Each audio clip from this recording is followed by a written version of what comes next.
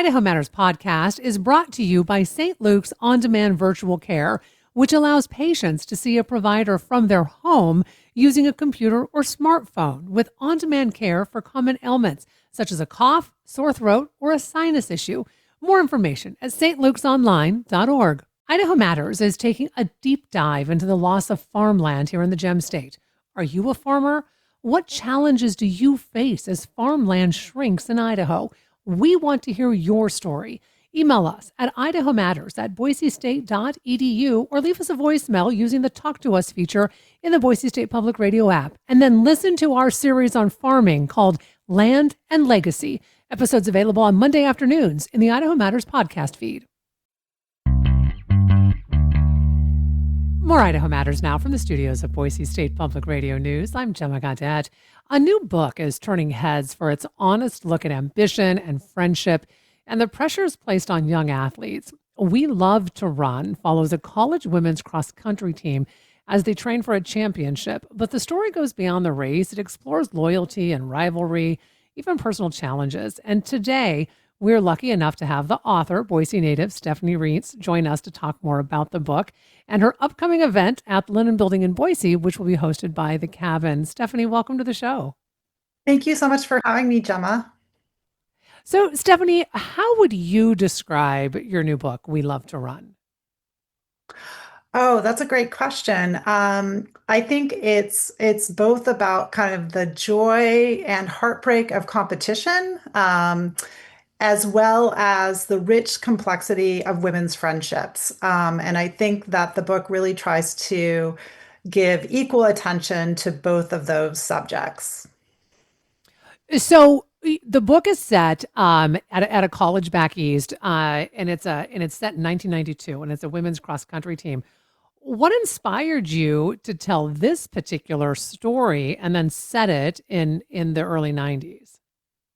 Well, I was a runner at a small New England college in the early 90s, so I was definitely drawing upon some of my experiences as a runner. Um, Mm-hmm. and I also wanted to kind of write about a moment when I think like a lot of people were starting to have like more awareness of some of the kind of unique issues that women face as competitors. So definitely it was in part my personal experience that led me to set the novel in the 90s at this fictional college called Frost. And so then with running, as you said, you were a runner. So did it just feel natural to kind of choose running as that central lens for exploring the characters?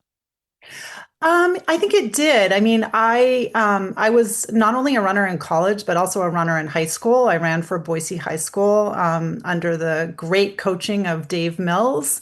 And I'd spent so much time laced into a pair of running shoes, running above the foothills in Boise or along Mm. paths in New England, that I had so many really kind of vivid memories of those times. And I definitely wanted an excuse to write about something that I love so much. Um, and so it was just kind of a question of time. I mean, it's funny, I waited like 25 years to actually, well, even longer than that. I waited a long time. I guess it was 28 years after I graduated to actually kind of go back to that material and to think about what I could use it for. I'll So, also say that just to jump in one more thing, it's like, mhm. women have like really come into their own as athletes, and yet we don't have very many um, novels about women athletes. So I also felt like the time was ripe to write about a group of women cross country runners, and I hope we'll see many more books about women athletes in the coming years. So you have kind of six main characters in this book. I mean, and they are very different young women. I'm curious about how you developed their personalities and dynamics. That's a great question. It was a little bit like walking into a room and meeting six new people when I started writing the novel. Mm. These characters are really completely invented. And because they're completely invented, I had to get to know them just as I would get to know a new group of people. So I thought about the kind of like roles that different women might play on a team. So for example, there's Danielle, who's the team captain, and she's kind of the mother hen of the group. She's the person who sort of has charged herself with keeping things going forward and keeping her team members in line. Then there's like Kristen and both Chloe, they're the top runners on the team, and they each have a unique role to play. Kristen is also very beautiful, and in Danielle's mind, Danielle thinks that each member of her team can have like one special thing about them, and so so Kristen can't be the most beautiful one on the team and also the fastest one on the team. That Hmm. means that she's in danger of kind of jeopardizing the very delicate team dynamics. I was thinking about like Harriet, who is kind of she's the feminist on the team, and she loves to kind of rile up her teammates with like early 90s first wave feminism. So it was really fun getting to know the characters, but initially I didn't know them, and I had to actually like keep a cheat sheet of who they were. I had to remind myself, like, what do I know about them so far? But over the course of writing the book, which took about 3 years, I did get to know them, and the moment I started to realize who they were, the novel became easier to write. So, what was it like to grow up in Boise, and how did it shape your writing? I mean, I'm assuming even with running, you just talked about how you ran in the foothills or you ran at Boise High. Yeah. I mean, how did that influence this book? Well, there's a whole section of the novel that's actually set in Boise because one of my runners is from Boise, Kristen, who comes back from summer break and is determined to be the top runner on the team. She grew up in Boise, and the novel, has a whole section that's about what happened to Kristen over the summer and why she's behaving erratically. I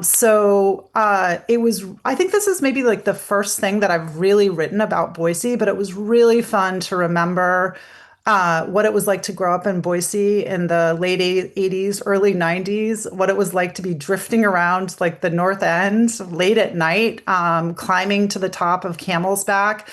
And Kristen goes off on a backpacking trip in the Sawtooths with a guy who she has a crush on. And it was also fun to think about what would that trip be like for them.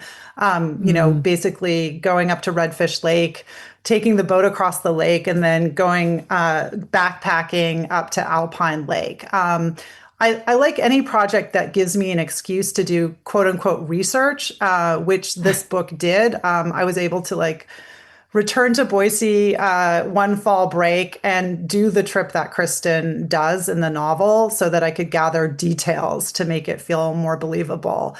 But so I definitely think like, I became a runner in Boise, and Boise will always remain one of my favorite places to run. I mean, the foothills are just such a beautiful place to get away from the city and to pass time in a conversation with a good friend as you run through the sagebrush and dirt, across dirt paths. Yeah.